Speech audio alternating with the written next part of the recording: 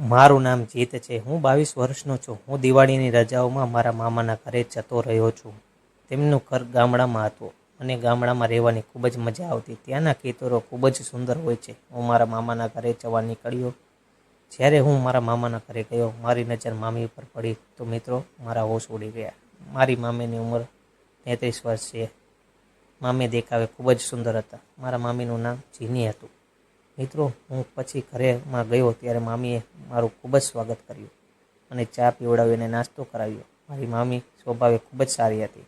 પછી એક દિવસ મેં મામીને કહ્યું, મામી તમે ખૂબ જ સારા લાગો છો, તમે ખૂબ જ સુંદર છો.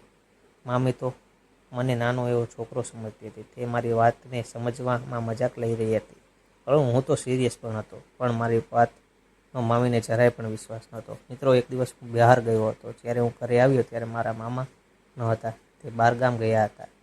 મારી મામી કામ કરી રહી હતી. મારી મામીને કામ કરતી જોઈને મને અંદર કંઈક થઈ રહ્યું હતું, પણ હું કંઈક કરી શકતો નથી. મને લાગ્યું કે મારે કંઈક તો કરવું જ પડશે, જેથી મારી મામી મારી દીવાની થઈ જાય. તો એક દિવસ મારા મામાના બહાર ગયા પછી થોડાક દિવસ માટે મેં વિચાર્યું કે આ મોકો બરોબર છે મામી પાસે પોતાનું કામ કરાવવા માટે. હવે હું એવી તાકમાં હતો કે મામીને કેવી રીતે પોતાની જાળમાં લેવી.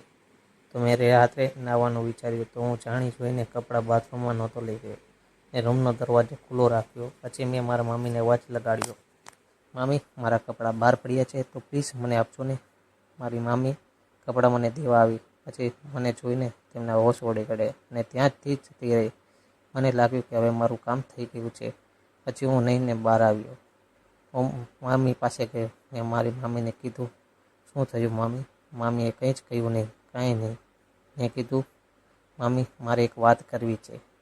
તો મામીએ કહ્યું, બોલ ને. મેં કીધું, હું તમને પસંદ કરું છું ને મારે તમારી સાથે રમત રમવી છે. પછી પહેલાં તો મારી મામીએ ના પાડી, પછી તે માની ગઈ. પછી હું મામીને કિસ કરવા લાગ્યો. તે મારો સાથ આપી રહી હતી. પછી મેં મારું મેઇન કામ ચાલુ કર્યું. અમે મેચ રમવાની શરૂઆત કરી દીધી. પછી મેચ રમવાનું ચાલુ કર્યું. મામીએ બોલિંગ કરતી ને હું બેટિંગ કરતો હતો. હું છક્કા ચોગ્ગા માર્યા કરતો હતો. પછી મામી થાકી ગયા અને અમે લગભગ 4 કલાક સુધી રમ્યા હતા.